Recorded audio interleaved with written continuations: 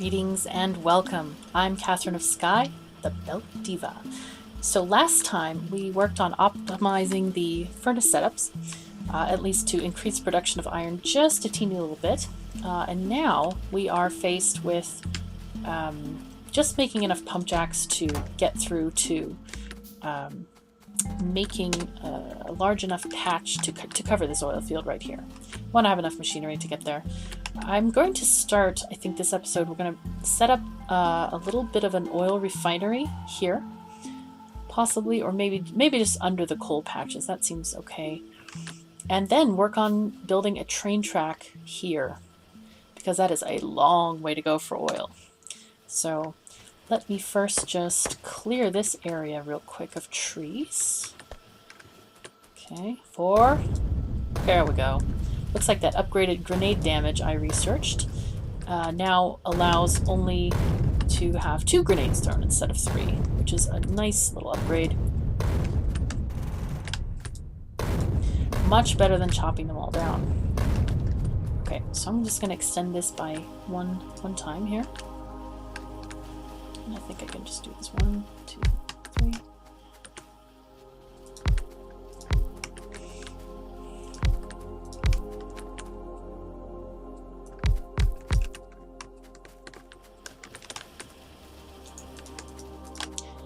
Cannot wait to have robots so that I can just copy and paste this on a blueprint and it'll all get nicely set down right where it's supposed to be. Okay, so shut that up there and get the inserters. Oh, I need more inserters. Go grab some.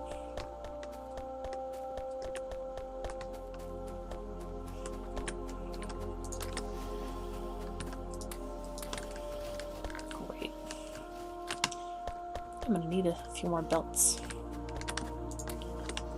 There we go. Okay, I have enough of the other stuff. Great.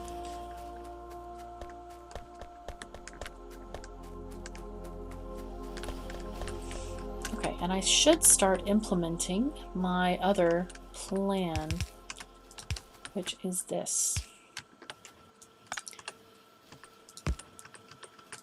This is a structure I've been developing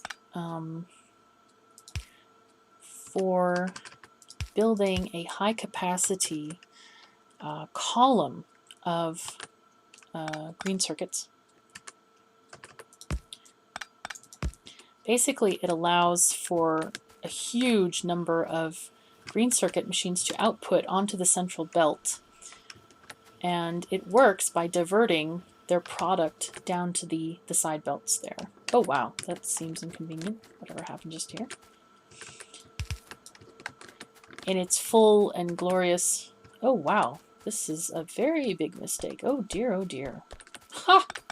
Wow, I cannot believe I haven't noticed that. Not good. Okay. I hope you guys have not been yelling and screaming at the screen, trying to tell me this, because I have recorded quite a lot of these episodes in one sitting, because I've been so excited about this series that I've just now noticed this. Oh my, oh my. Okay, well that's okay. We have fixed it now. We're now going to be okay on this. Wow. So the whole factory has been powered by 2 green circuit machines. Oh, so ridiculous. Oh my. Sorry about that. Okay, so. Oops, not that way.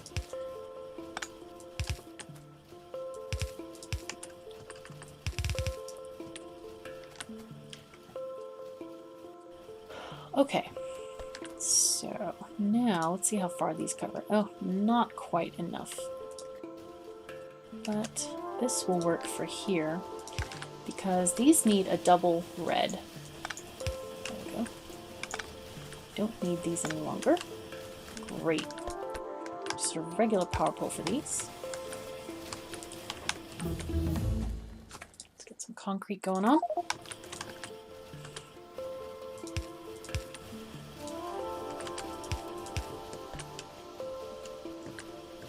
Run out of reds. Drat. Another reason why I love logistics bots. They just keep me supplied all the time without even having to think about it. Okay.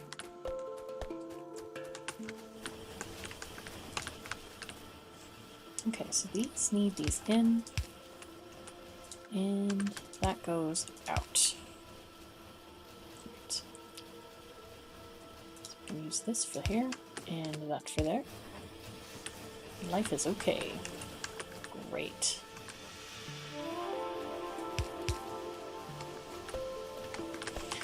Actually, this needs to be a little bit different.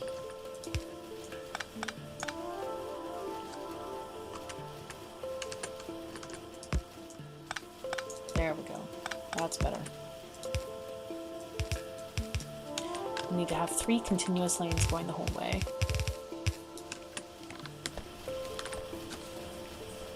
Very nice. And when I supply this from alternative supply lines to the main bus, I'm going to have additional lines of copper going up as well. So this is going to be quite a massive structure, and it's going to be able to provide a huge number of green circuits to the factory. Okay, great. So let's go see if our pump jacks are ready. I need to have enough. I have enough undergrounds, I think. Yes. Okay, 20. That is more than enough, I think.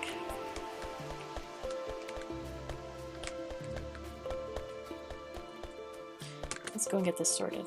I have 40 wires. That's nice. Oh, I need storage tanks. Let me make a couple of those. So I don't really like storage tanks, but I use them so that I can keep track of materials. Using the circuit network, basically to read how many of what I have. It's really, really useful. Okay, and you go this way.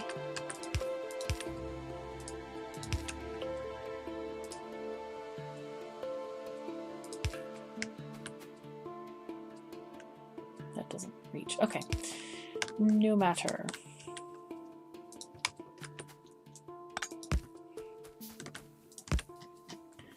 Great, so I was going to put the oil refinery kind of in this area, so let's drag the oil pipes that way.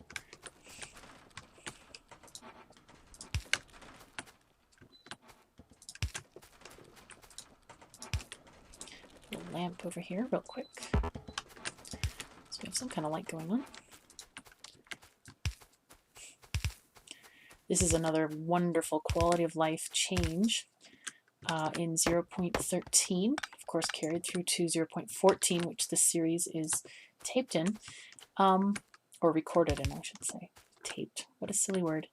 Yeah, so you can now drag underground pipes like you would a power pole. Very, very handy. Okay, that can go both. Yay! Marching through the forest. Awesome. Or not. Tree. There we go. Alright, so let's see how I want to have this oriented. So I could have the refineries going, actually we're closer to this lake here. Maybe refineries going vertically this way. And then maybe, or I could have them here-ish. Or just between them. We'll try for just between, that sounds okay. And I can always put them elsewhere as well. So let's just grab these. And like everything, I always build big.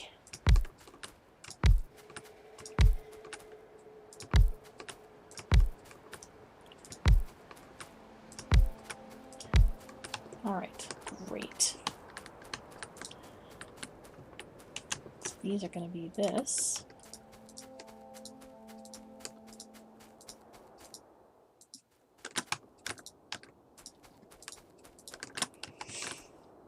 So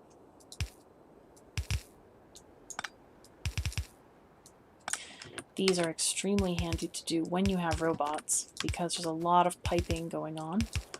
But that's okay. We can do it very quickly this way.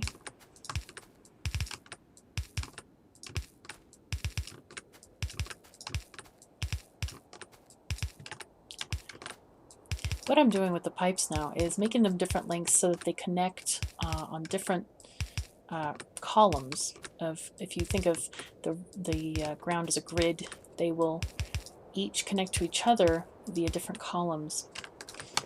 And that is so that they don't get mixed up, which is very, very important in this game.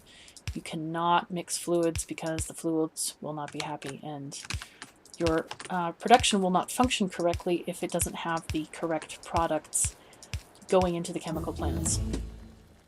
Okay, what shall we do? Laser turret damage? Let's go for it. We will need it when the biters finally decide to end their tea party and come and attack us. So in this way, we're going to connect all the refineries to each other so that the production will just homogenize along pipes. And we'll get things going really efficiently. Oops. There we go. Quick as a wink.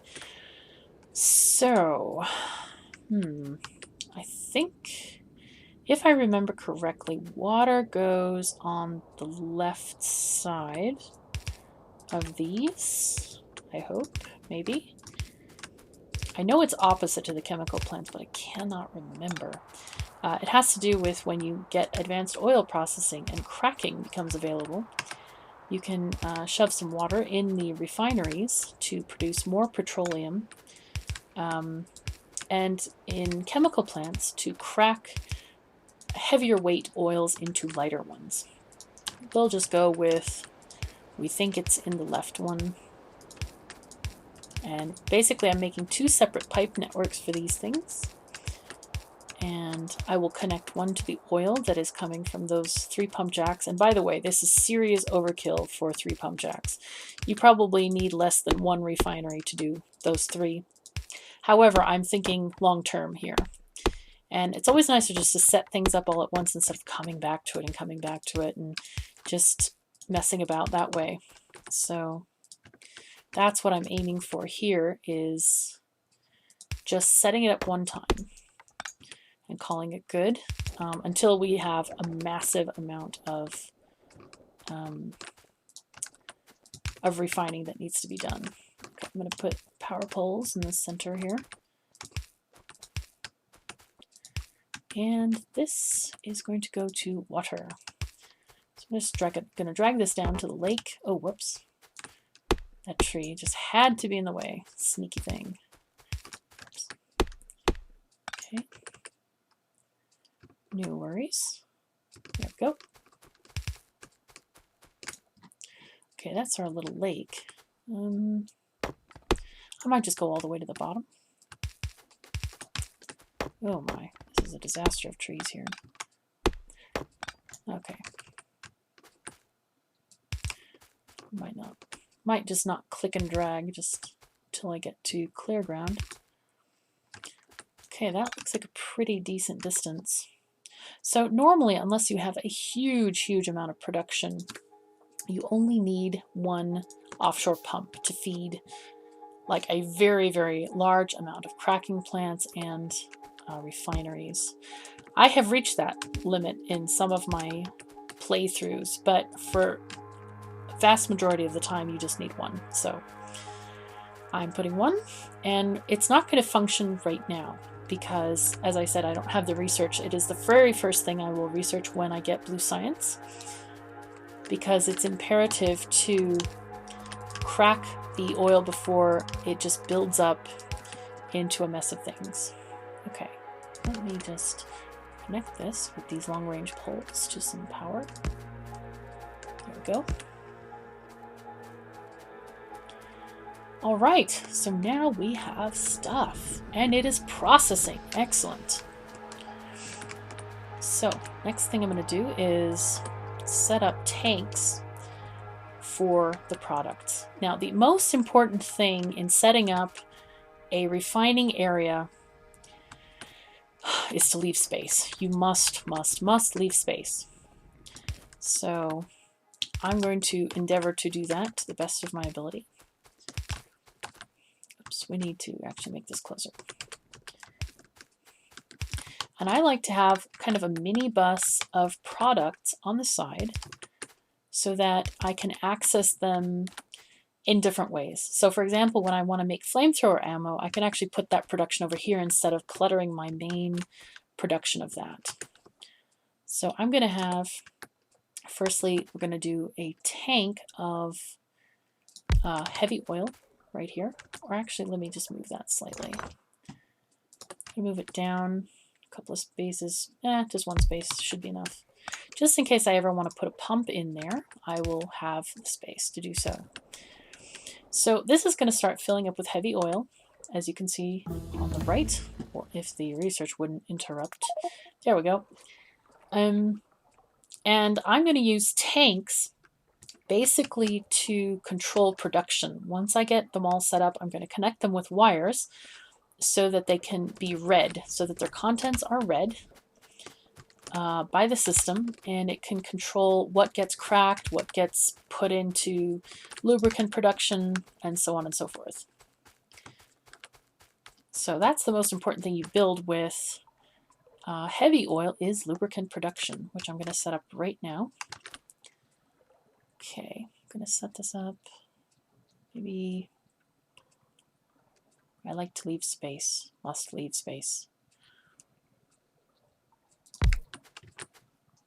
And these just need heavy oil, I believe. So they can be very easily connected. Okay, military, no, no, no. Laser stuff? I can go for laser stuff, why not? Looks like that's one off from where I want to be. The other important thing about creating these production lines of chemicals and oil and stuff is that you leave space to walk, like walking through. It's always good. Okay, so let's set up two things of lubricant production. That should be enough for now. And these can just be connected simply with pipes. And let's see. Oh, I ran out of undergrounds. Oh my. Okay, well, I'll go get some more.